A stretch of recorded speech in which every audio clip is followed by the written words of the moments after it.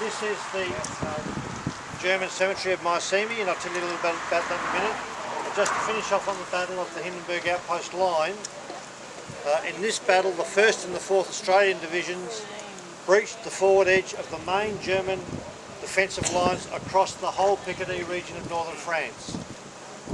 By this stage the Hindenburg Line defences had been developed into a complex network of great depth, bristling with wire obstacles and well protected by numerous machine guns, read hundreds of machine guns. The British forces closing from the west were confronted not just by the main system of the original German Hindenburg Line, but by the remains of their own line that they had built to confront it back in 1917 when they were up there. So they had the Hindenburg Line with its depth, the Hindenburg outpost line, the old British outpost line, the old British front line, the old British support trench and the old British reserve trench. So there are about 7 lines of defences across the front of the Hindenburg Line which the Germans could fortify. And the British command wasn't entirely sure on which of those lines the Germans would choose to stand and fight for the Hindenburg Line.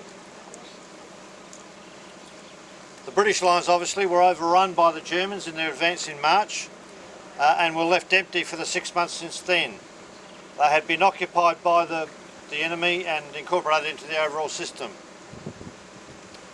It was only after the Australians had succeeded in capturing the first line of defences, that is the old British reserve trenches, on the 11th of September. So you can see it's 10 days after Mons and Quentin. They've walked up here in 10 days, fighting their way up here. Not a real lot of battles once again, but they fought their way up here to get to the outpost line of the Hindenburg system. Having captured that first line on the 11th using tactics of aggressive patrolling, which the Australians euphemistically called peaceful penetration, because they weren't in response to any particular orders by the German commander, by the Allied commanders. They were peaceful penetration, the stuff they were doing themselves just to push the Germans back. So they captured that whole first line just by peaceful penetration, just beating Germans while they're waiting for the orders to come down. It was established that the Germans intended to mount their main resistance from what was formerly the British main line of defences, that is the front line.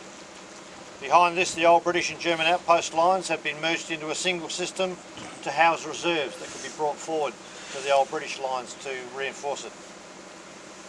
Behind this was the main system of the original Hindenburg Line, situated east of the St. Quentin Canal, which connected the sources of the Somme and the Scheldt rivers.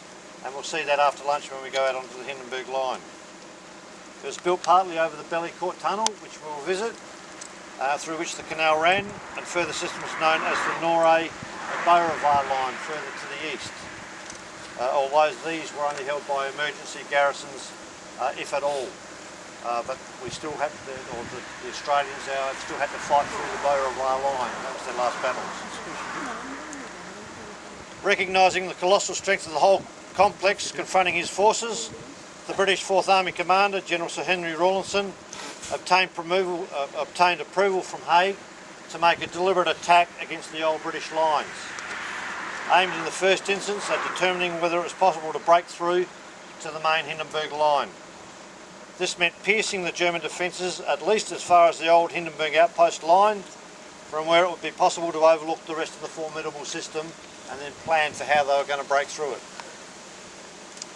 For this operation, the Australian Corps under Monash was given the main task of piercing the enemy's centre. So you can see the trust that the British High Command had in the Australian lines. They said, this is the main Hindenburg Line, the main defence. Who are we going to get to go in the centre? The Australian Corps.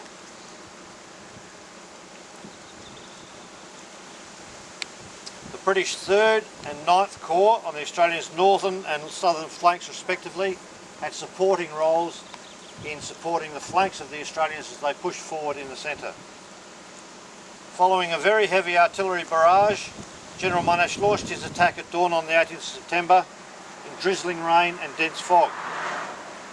The mist and smoke shells enabled troops of the 1st Division on the left at Hagicourt to bypass and cut off many of the German defenders, and by this means fight their way through the remaining 2 old British lines to reach and seize the outpost line of the Hindenburg Line itself. They just kept pushing and got right through.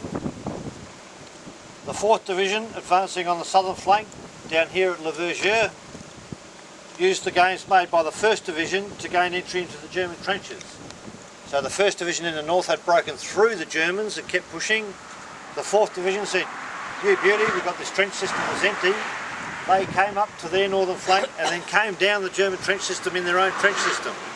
So the Germans are looking out over their front, expecting the Australians to come that way.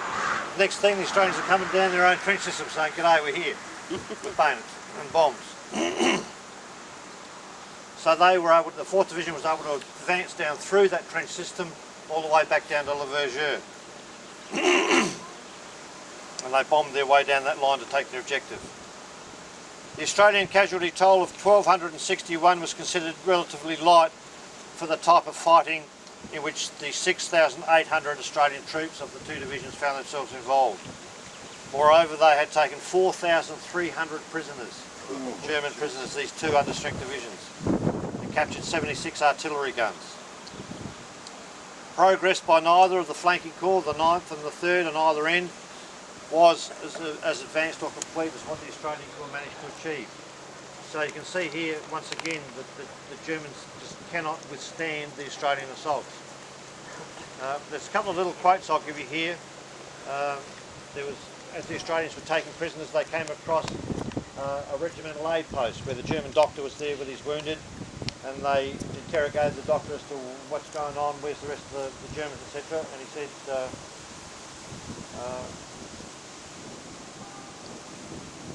"You'll find a lot more men further on, but I don't think you had much trouble with them." They were from the 59th Reserve Infantry Regiment.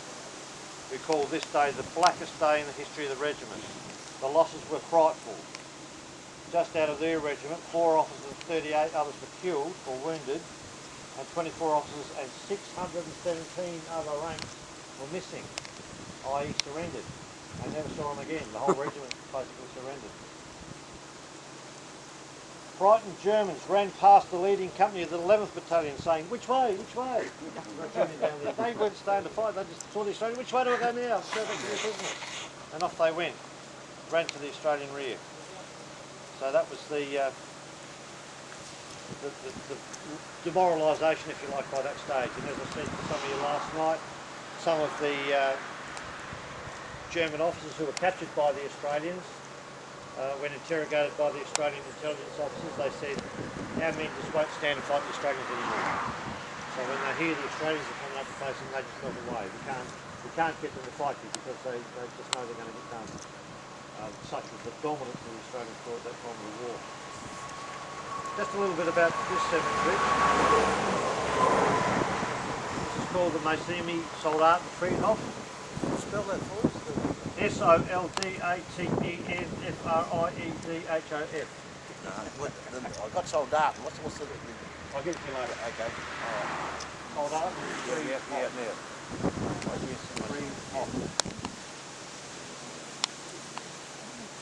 There are 30,478 German soldiers buried here. Wow. This is the 2nd largest German military cemetery in France, after Maison Blanche and Nouvelle Saint-Vaast being the largest. That's not in our area, we won't get to see it. Like most German cemeteries, this is a concentration cemetery. After the war, as you can imagine, the French were very anti-German after the destruction of vast areas of France, and they didn't really give a rat's as to the Germans dead in the cemetery. So they said, you can have a few cemeteries, but get all your blokes in there, concentrate them in big areas. You don't want them dotted all around our country anymore. Obviously they were very distressed about what happened during the war. The vast majority of those buried here or died during the Battle of the Somme in 1916, or in the German Spring Offensive of 1918 as they were pushing forward out of the Hindenburg Line. The oldest style crosses in Belgian granite mark the graves of up to 4 soldiers. Each cross marks 4 soldiers. And you'll see the names on them. They have multiple names on each cross. As in all German cemeteries, the headstones of Jews are marked with a headstone. The graves of Jews were marked with a headstone. The Hebrew characters, you'll see the Hebrew characters engraved on the German Jewish soldiers, and they say, here is buried so-and-so, his soul interwoven into the circle of living peoples. So his soul has gone back into the circle of the living. The two mass graves that we'll see in here contain 15,000 victims, all but 956 of whom are unknown, just dead Germans lifted up from the battlefield. Inside the little chapel, which you can have a look at, is a bronze tomb surmounted by a mosaic using 340,000 tiles. Along the central walk up towards the chapel are a number of steels bearing the crests of German towns and cities of the Ruhr district which sponsor the cemetery. So you can see the little town coat of arms on the steels as we go up to the chapel.